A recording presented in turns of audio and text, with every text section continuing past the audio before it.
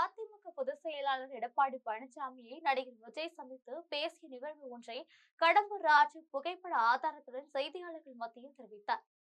அதிமுகவும் தாவேகவும் ஒருவருக்கொருவர் மோதிக்கொள்ளும் சூழ்நிலைகள் கடம்பூர் ராஜு வெளியிட்ட தகவல் அரசியல் கட்சிகள் மத்தியில் புதிய பரபரப்பை ஏற்படுத்தியிருக்கிறது. இது பற்றி ஜெம் தொலைக்காட்சி வழங்கும் சிறப்பு செய்தி தொகுப்பை இப்போது பார்க்கலாம்.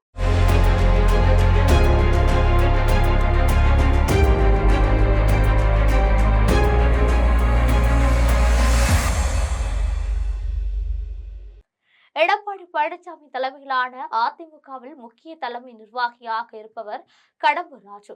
இவர் முன்னாள் அமைச்சராகவும் பணியாற்றியவர்.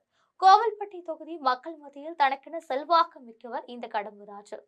இவர் தற்பொழுது நடிகர் விஜய் எடப்பாடி பழனிசாமியை சந்தித்து பேசிய தகவல் ஒன்றை வெளியிட்டிருக்கிறார். தூத்துக்குடி மாவட்டம் விளாத்திக்குளத்தில் தமிழக வெற்றி கழகத்தில் இருந்து விலகி 500க்கும் மேற்பட்டவர்கள் அதிமுகவில் இணைந்தனர்.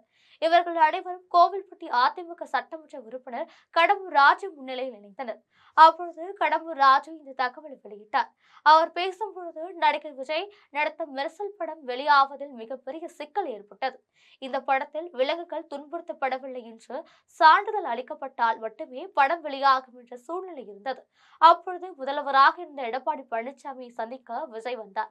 தீபாவளி ரிலீஸ் என்பதால் வசூல் பாதிக்கும் என கூறி எடப்பாடி பழனிசாமியுடன் சுமார் 3 மணி நேரம் நடிகர் விஜய் பேசினார். இந்த சந்திப்புக்கு ஏற்பாடு செய்தது நான் தான். எனது ஏற்பாட்டில் தான் நடிகர் விஜய் எடப்பாடி பழனிசாமியை சந்தித்தார். அவரது பிரச்சனை அன்றைய தினம் தீர்க்க முடியாத பிரச்சனையாக இருந்தது. ஏனென்றால் அன்று ஞாயிற்றுக்கிழமை இருந்த போதிலும் நடிகர் விஜய் நேரில் வந்து சந்தித்து பேசியதால் எடப்பாடி பழனிசாமி அவருக்கு எப்படியாவது உதவ வேண்டும் என கூறினார். உடனடியாக டெல்லி அதிகாரிகளை தொடர்பு கொண்டு பேசிய மெர்சல் பட பிரச்சனைக்கு இரவோடு இரவாக தீர்வு காணப்பட்டது. இதனால் திட்டமிட்ட தேதியில் மெர்சல் படம் ரிலீஸ் ஆனது. அவருக்கு உதவ வேண்டியது ஆட்சியில் இருந்த எங்களின் கடமையாகும். அப்பொழுது விஜய் எடப்பாடி பழனிசாமியிடம் சொன்ன வார்த்தைகள் மிக முக்கியம். மெர்சல் பட ரிலீஸ்க்கு உதவியதற்காக நான் வாழ்நாள் முழுவதும் உங்களுக்கு நன்றி கடனாக இருப்பேன் என விஜய் பேசினார். ஆனால் இப்பொழுது விஜய் அதிமுக பெயரை உச்சரிக்கவே பயப்படுகிறார் என கடம்பூர் ராஜு தகவல் தெரிவித்த நிலையில் அது சம்பந்தமான புகைப்படத்தையும் தனது கைபேசி மூலமாக பத்திரிகை நிருபரிடம் காட்டினார். அவர் மேலும் பேசும்பொழுது அரசியல் களம் தெரியாமல் நடிகர் விஜய் குதித்து விட்டார். சூழ்நிலை என்ன என்பது அவரது தந்தை SCA சந்திரசேகருக்கு நன்றாக தெரியும். ஆனால் அவரிடம் இவர் மோதல் போக்கை கடைபிடித்து வருகிறார். ஏதோ வெற்றி கழகம் என்ற ஒரு மாயை இருந்தது. அது வெறும் மாயை தான், வெறும் காணல் நீர் தான். காணல் நீர் என்பது இந்த வெயில் காலம் துவங்கிவிட்டது.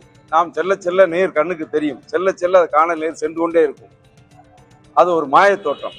அந்த மாயை தோற்றம் தான் என்பதை புரிந்து கொண்டு இன்றைக்கு உண்மையான வெற்றி கழகம், வெற்றி பெறப் போகின்ற கழகம் எது என்று சொன்னால் அது அனைத்து இந்த அண்ணா திராவிட முன்னேற்ற கழகம் தான். இப்பொழுது ஒன்றும் தவறில்லை. அவர் தாராளமாக அரசியலை விட்டு மீண்டும் சினிமாவுக்கு வரலாம்.